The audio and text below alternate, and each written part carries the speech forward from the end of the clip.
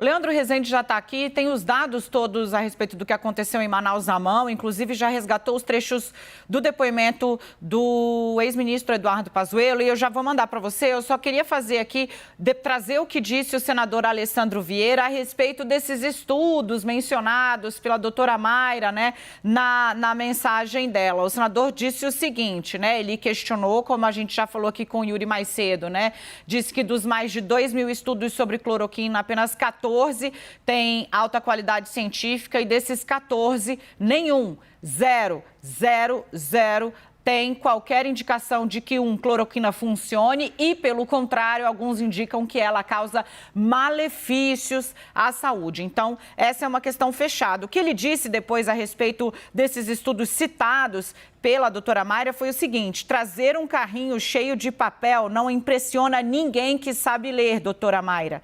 Ele ainda ressaltou que ela sempre fala em estudos, inclusive durante a CPI, mas que não mencionava em detalhes nenhum.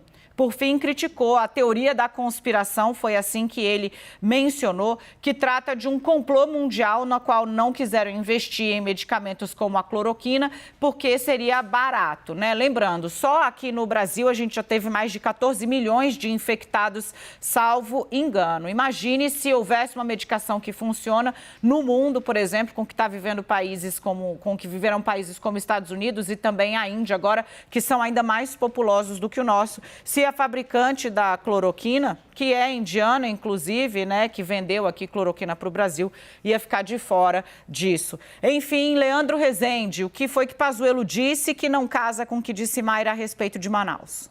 Olha, Dani, é a questão da data, né, em que o Ministério da Saúde alega ter sido informado sobre a possibilidade de falta de oxigênio no Amazonas. E traçar a cronologia, né, exatamente do que aconteceu lá no Amazonas é um dos pontos fundamentais da CPI para saber de quem é a culpa pela morte de brasileiros sem oxigênio naquelas cenas de caos que a gente viu ali no começo desse ano, no mês de janeiro. Então, rapidamente, passar aqui o que já foi dito sobre esse assunto na CPI e o que existe também de investigações paralelas que também ajudam a montar essa cronologia. Hoje, na CPI, a doutora Mayra Pinheiro disse que soube da falta de oxigênio no Amazonas no dia 8 de janeiro. Em depoimento à CPI, o ex-ministro Eduardo Pazuello disse que soube da falta de oxigênio no dia 10 à noite, numa reunião com o governador e com o secretário de Saúde. Disse também Eduardo Pazuello, Renata me lembrou aqui agora na nossa conversa ali no grupo, disse também Eduardo Pazuello, que conversou